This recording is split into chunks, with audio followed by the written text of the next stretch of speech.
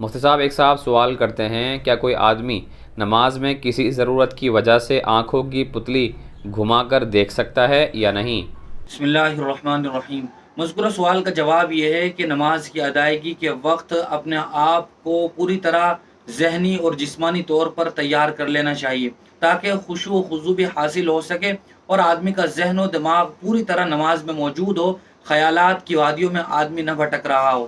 اگر کوئی آدمی نماز میں بلا ضرورت آنکھوں کی پتلیوں سے ادھر ادھر دیکھتا ہے تو یہ مکروہ تنزیہی ہے، اور اگر کوئی آدمی دیکھنے میں گردن بھی گھما لیتا ہے تو پھر یہ مکروہ تحریمی ہو جائے گا، اور اگر آدمی دیکھنے میں اپنا سینہ بھی قبلے سے گھما دے تو نماز ہی فاسد ہو جائے گی۔ ان تینوں باتوں کا خیال رکھنا ضروری ہے۔ اور اگر کوئی آدمی نماز میں کسی عذر کی وجہ سے آنکھوں کی پتلیوں سے دیکھ لیتا ہے، مثال کے طور پر کوئی کیڑا گزر رہا ہے یا یہ کہ کوئی دوسری بات ہے، تو یہ مکروہ تنزیہی بھی نہیں ہوگا، لیکن ان تمام تر باتوں کا خیال رکھنا ضروری ہے۔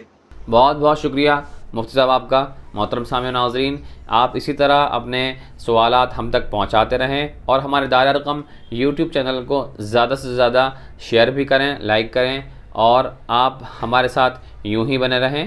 جزاک اللہ۔